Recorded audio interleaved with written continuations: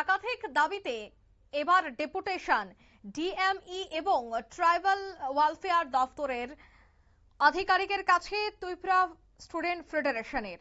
পূর্বে প্রকাশিত তফসিলি জনজাতি মেধা তালিকার অযোগ্য প্রার্থীদের নাম অন্তর্ভুক্তির অভিযোগ তুলে প্রতিবাদে সরব হয়েছে ত্রিপুরা স্টুডেন্ট ফেডারেশন। বৃহস্পতিবার দুপুরে সংগঠনের পক্ষ থেকে ডিরেক্টরেট অফ মেডিকেল এডুকেশন এবং ট্রাইবাল ওয়েলফেয়ার দফতরের পরিচালকের কাছে পৃথকভাবে স্মারকলিপি জমা দেওয়া হয়। টিএসএফ এর দাবি যে ত্রিপুরা মেডিকেল কাউন্সিলিং কমিটি প্রকাশিত এনইইটি অর্থাৎ নিট ইউজি 2026 এসটি মেধা তালিকা একাধিক অযোগ্য প্রার্থীর নাম অন্তর্ভুক্ত হয়েছে। এর ফলে প্রকৃত যোগ্য তফসিলি জনজাতির শিক্ষার্থীরা বঞ্চিত। কি বলছেন এ বিষয়ে নেতা জন দেববর্মা শোনাবো।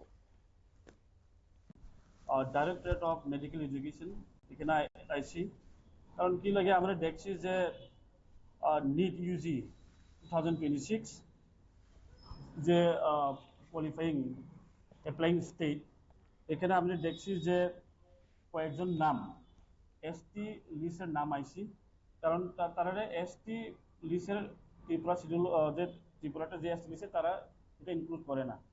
কারণ আমরা যেখানে দেখছি ক্রি টাইটেল মিনা হাঙ্গেল, এটা তো আমরা ত্রিপুরার এসটি লিস্টে নাই, তো তারা অন্য স্টেটের এসটি হতে পারে।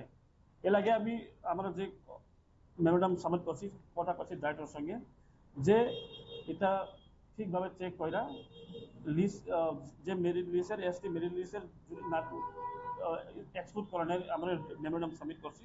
তার ওই পুরো অ্যাসুরেন্স দিছে যে জেনুইন এসটি ত্রিপুরার যারা এসটি থাকে তারাই সিট পাইব।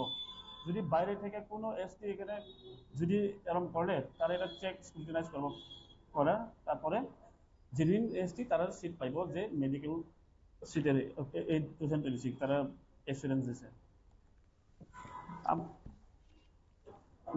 নাম আপনারা শুনলেন, অর্থাৎ তারা তাদের সেই দাবি দাওয়াগুলি নিয়ে আলোচনা করেন ডিরেক্টর অফ মেডিকেল এডুকেশনের সাথে। অন্যদিকে তিনি এই বিষয়টা নিয়ে বিস্তারিত আলোচনার পর সাংবাদিকদের মুখোমুখি হয়ে সেই দাবি দাওয়াগুলি তুলে ধরেন।